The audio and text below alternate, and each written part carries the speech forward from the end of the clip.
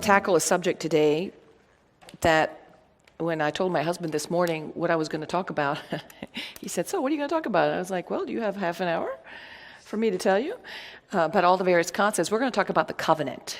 And what we're going to do is we're going to divide it into two chunks of material, an hour and then we'll take a break, okay? And the division of the material doesn't necessarily follow the hour outline, which means that I'm going to be outlining the concept of covenant in the Old Testament a whole lot longer than I will be speaking about the new covenant in the New Testament. Because, really, the new covenant is a fulfillment of some of the old covenants. Okay, so that's why. So I figure if we understand better and have more of a handle on the concept of covenant in the Old Testament, we'll be able to better understand the covenant in the New Testament.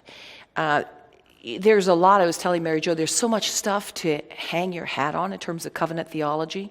There's the Baptist Reform view, then there's the Reform view, then there's the Calvinist view, then there's the, all these other views, and then of course there's the Church's view, there's the Catholic view, which is, as always, a wonderful synthesis of a lot of the ideas out there, but kicking it up even more to giving God the glory. So that if I were to define covenant basically at the beginning of our time together, I would say a covenant is the primary mechanism through which God gifts himself to humanity. Okay? It's one of those covenants that he picked out primordially, and who knows why. I mean, in the end, I think when you see the new covenant, you'll see that in fact it is that God, as always, knows what he's doing. And but our Pope Emeritus, Benedict XVI, writing as Cardinal Ratzinger, wrote a beautiful book called Many Religions, One Covenant, Israel, the Church, and the World. And I'm going to kind of use the framework that he presents in his covenant theology throughout to kind of hang our main ideas. I figure he should know, So I think we're safe in his hands. So I'm going to be quoting him throughout. I think if you want to deepen your knowledge of the subject of covenant, I would go ahead and get the book. Cardinal Ratzinger, it's Ignatius Press, Many Religions, One Covenant, Israel, the Church, and the World. And it was quite helpful. There's a lot of other stuff out there on this, primarily work by Franciscan University of Steubenville theology professor Scott Hahn. He has written a lot about the covenant as well. There's much other stuff out there, so if you want more sources, you can see me during the break.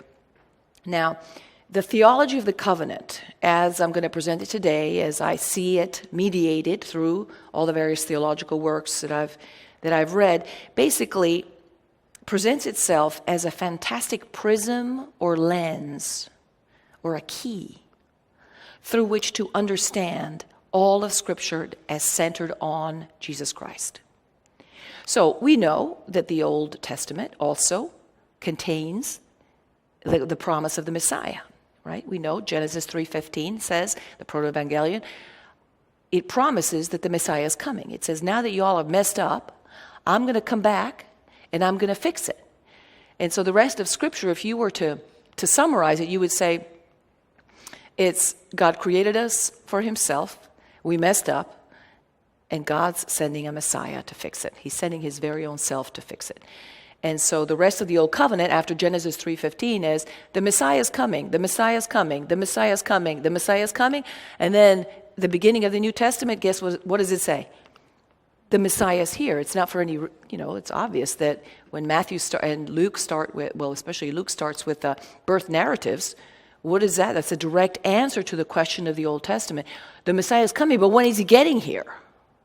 So that we need to see that arrival, that promise and that arrival of the Messiah within the key of covenant. So if this were a piece of music, we'd be playing it in the key of covenant. It helps us kind of